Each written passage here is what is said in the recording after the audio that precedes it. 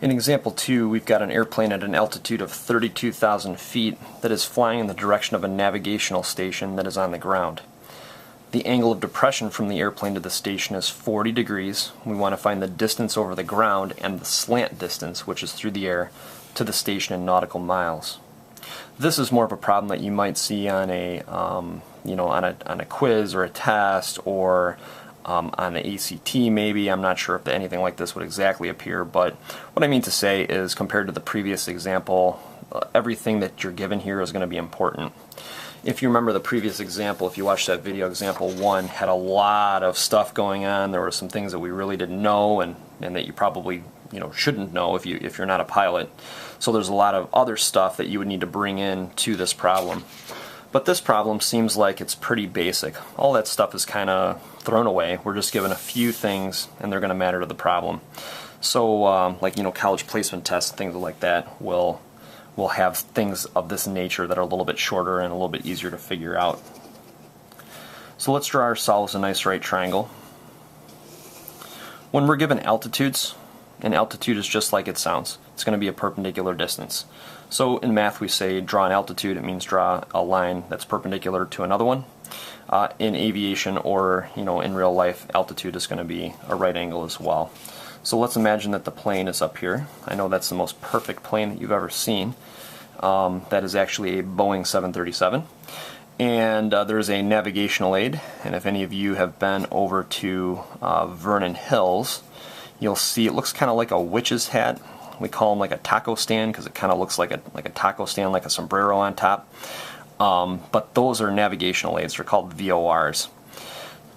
This guy's on the ground right here, and the angle of depression from the airplane to the station is 40 degrees. So that's 40, meaning that our angle of elevation, if you were at the navigational station looking up to the airplane, is also 40 degrees. The height, I forgot the altitude here. We talked a lot about that before. That's 32,000 feet. So what we want to do is we want to figure out two things in this problem. It says find the distance over the ground. So that's this one right here. Let's label that X. You can label it whatever you'd like. G or something like that is fine, just as long as you know what it means. So let's write that. Let X equal ground distance. That way we won't forget. And let's do let H equal slant distance. So the slant distance is this one. It's the one that's, well, slanted. And that's the actual distance through the air that the plane would take if it were to go directly to that navigational station. So let's name that, oh, we just said H there, so we'll have to use H. Let H equal the slant distance. What you want to do with these types of problems is just do one part at a time. So let's do the X value. If we look at 40 degrees, we have the opposite and we need to know the adjacent. So we're going to use tangent here. So this will be the tangent of 40 degrees is equal to opposite, which is 32,000, over adjacent, which is X.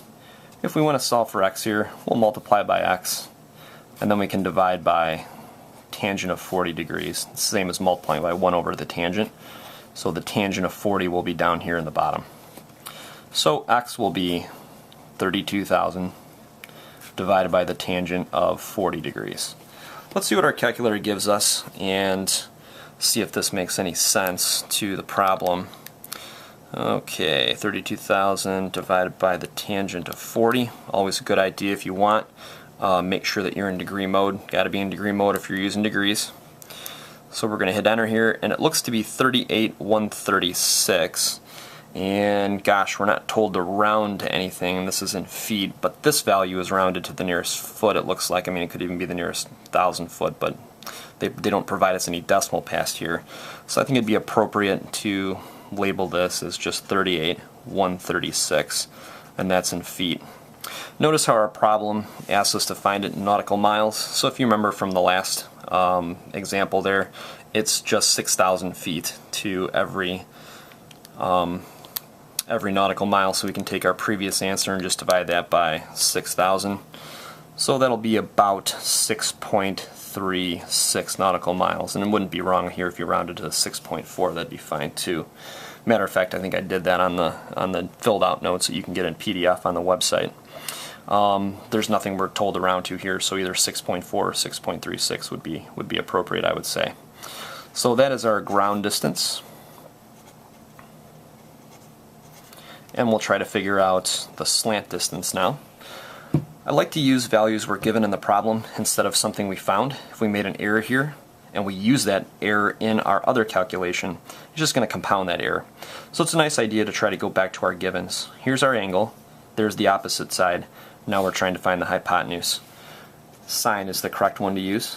And we're allowed to set those up, of course, because we've got this right angle. So we'll do opposite, which is 32,000 over h. Same thing's going to apply with what we did here. We'll multiply by h, then divide by sine 40. So there's your multiply by h, and here's your divide by sine 40. So what all we need to do is just type in 32,000 divided by sine 40. You'll notice compared to our last entry, and we'll just do, let's see, it's this entry right here, it's the same thing. So if you're crafty, you can use your calculator to just ease your work a little bit in typing. Just going to use the sign here. So we'll hit enter, and that's 49,783. Remember, we have to divide by 6,000, so it's about 8.3. Looks like 8.30, so h is about 8.30 nautical miles.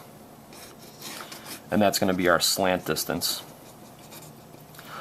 Let's see if that makes sense in the context of the problem. The hypotenuse is h, and that was about 8.3 nautical miles. Or I think it was 49,783 feet and a little bit. And that's the longest side out of these two. So that totally makes sense. This angle up here in the triangle, this one, is going to be 50 degrees. And so x should be a little bit bigger than 32,000. And we note that it is. One of the reasons why I did include this in the examples is that pilots have to worry about this. When you are reading your distance from a navigational station, what happens is the airplane pings down to the station and it pings back. And the time it takes for that ping to come back, there's a computer on board the airplane, and it relates that or converts that into nautical miles. So in your airplane, you're going to see 8.3. But if you take a look at your distance over the ground, and you're kind of, you're flying this direction, so it's really that distance you've got to worry about. It's about 6.4, 6.36.